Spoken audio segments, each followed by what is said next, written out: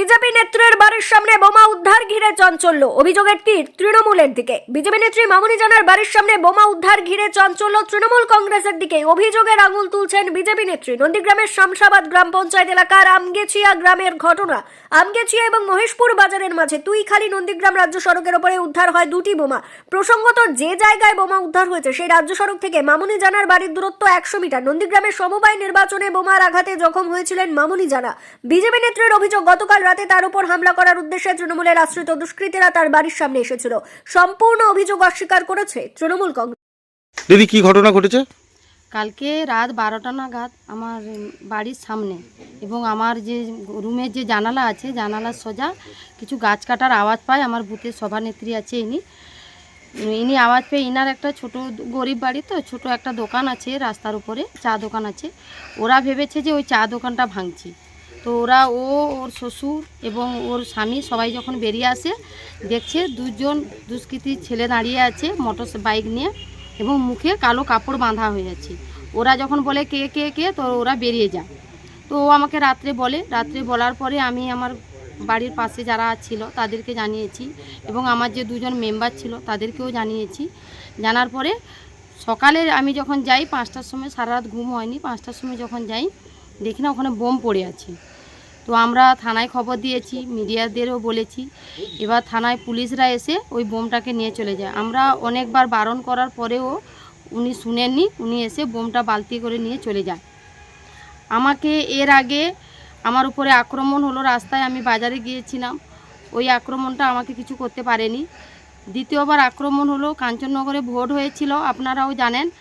ভীষণভাবে ওখানে আহত হয়ে আমার উপরে বোম বাস্টিং হয় এবং আমার যে মহিলা 5-6 জন ছিল ওরাও খুব আহত হয়েছিল। সেখানে আহত করার পরেও আমাকে প্রাণে মারার চেষ্টা করতে পারেনি, প্রাণে মেরে ফেলার। তারপরে আমার বাড়ির সামনে এসে এখানে বোম রেখে দিয়ে গেছে এবং গাছ কেটেছে, 3-4টে গাছও কেটেছে, এখন আপনারা দেখতে পারেন। এরকম কেন করছে ওনারা? কারা করেছে? তৃণমূলেরা করেছে। আমি এনআইএ করেছি কিছু দুষ্কৃতীর নামে। ওনারা আমাকে হুমকিও দিয়েছিল কেস তোলার জন্য। আমি ভয় পাইনি, আমি কেসও তুলিনি। তো তার জন্য আমাকে আবার প্রাণে মেরে ফেলার চেষ্টা করছে। হ্যাঁ, আমার মাথার উপরে একজন আছে, আমার অভিভাবক শুভেন্দুদা আছে। তো ওনাকে আমি জানিয়েছি, উনি নিশ্চয়ই আমার নিরাপত্তার ব্যবস্থা করবেন। আপনার নাম? নন্দীগ্রাম 2 উত্তর মণ্ডলে মহিলা মোর্চার সভানেত্রী মামুনি জানা। দাদা, বিজেপি নেত্রী মামুনি জানা তার উপরে হামলার অভিযোগ তুলছেন, তার বাড়ির সামনে বোমা রাখার অভিযোগ তুলছেন, তৃণমূল কংগ্রেসের দিকে অভিযোগ তুলছেন তাদের বাড়ির সামনে তৃণমূল কংগ্রেস বোমা রেখে গেছে। কি বলবেন? এটা সম্পূর্ণ মিথ্যা কথা। আপনারা জানেন, গত কয়েকদিন আগে গোকুলনগর গ্রাম পঞ্চায়েতের অধীন বৃন্দাবন চকে আমাদের তৃণমূল কংগ্রেসের কর্মীকে বিজেপি আশ্রিত দুষ্কৃতীরা খুন করেছে। তারও কয়েকদিন আগে ডিসেম্বরের 8 তারিখে কালীচরণপুর পঞ্চায়েতের অধীন 7 নম্বর জলপাইয়ে আমাদের তৃণমূল কংগ্রেসের কর্মীকে খুন করা হয়েছে। এই খুন, বোমা, পিস্তলের রাজনীতি বিজেপি করে, তাদের এটা শিক্ষা।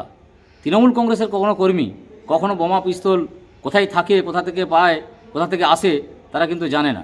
ফলে আমার ধারণা যে বিজেপির দুষ্কৃতীরা মামুনি জানার বাড়ির সামনে বোমা রেখে দিয়ে তৃণমূলের উপরে দোষ চাপিয়ে এই যে পরিস্থিতিটাকে মোড় ঘোরানোর চেষ্টা করছে। তবে আমি কথা দিচ্ছি যে শামসাবাদ সহ গোটা নন্দীগ্রামের তৃণমূল কংগ্রেস কর্মীরা কখনো বোমাগুলি পিস্তলের সঙ্গে সম্পর্ক নেই, ওরা নিজেরাই করে আমাদের উপরে দোষ চাপাচ্ছে। আপনার নাম? আমি শেখ মনসুর আলী, শামসাবাদ অঞ্চল তৃণমূল কংগ্রেসের সভাপতি।